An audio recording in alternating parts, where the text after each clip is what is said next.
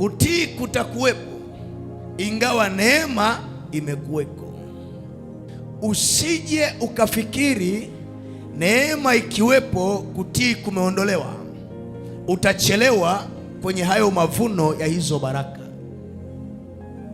Kutii kutakuweko pamoja na neema kuweko. Paulo mtume anasema, je, tuzidi kutenda dhambi ili neema ya Mungu ipate kuwa nyingi? Kwa sababu tunahesabiwa haki kwa njia ya neema na hatuhukumiwi kwa sababu ya neema ya Mungu ambayo tumehesabiwa bure. Tena Paulo mtume anasema, mtu yoyote asije akajisifu kwamba ni kwa matendo yake ameokolewa. Wote tumeokolewa kwa neema. Lakini sasa je, tuzidi kutenda dhambi ili neema ya Mungu ipate kuwa nyingi? Anasema hasha.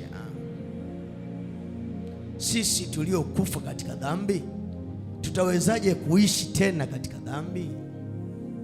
Maana yake ingawa neema imetangulia, ila matendo yetu hayatuokoi, bali utii wetu wa kuitikia ile neema ya Mungu ni yale matendo tunayofanya mbele za Mungu. Kwa hiyo tunachokifanya sasa sio matendo yetu kutuokoa, bali ni utii wetu kwa Mungu juu ya ile neema iliyotangulia. Ingawa la kwake lilitokea tumboni, la kwako linaweza likawa halikutokea tumboni, lakini wakati ambao hukujua, Mungu alishapanga nini akufanyie, wapi akupeleke, kitu gani akurithishe. Alishapanga, alishaweka na alishakufikisha kwenye ulimwengu ule.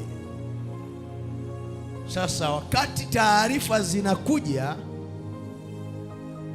hazikuja kwa mama yake kama walivyotangulia wanadhiri wengine. Wazazi wao ndio walipewa taarifa wanaleta kiumbe gani duniani.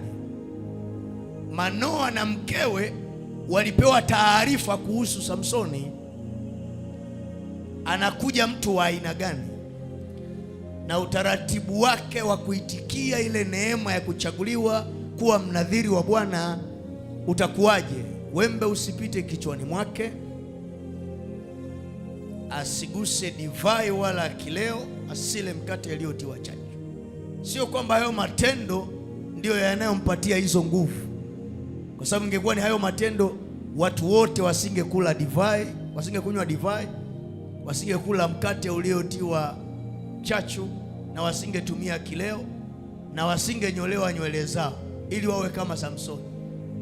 Lakini kuna neema iliyotangulia, ndio maana akitii tu yale matokeo yanaonekana. Sio yale matendo yanafanya kazi. Yale matendo ni ishara ya yeye kwamba nimeipokea hiyo neema uliyoileta.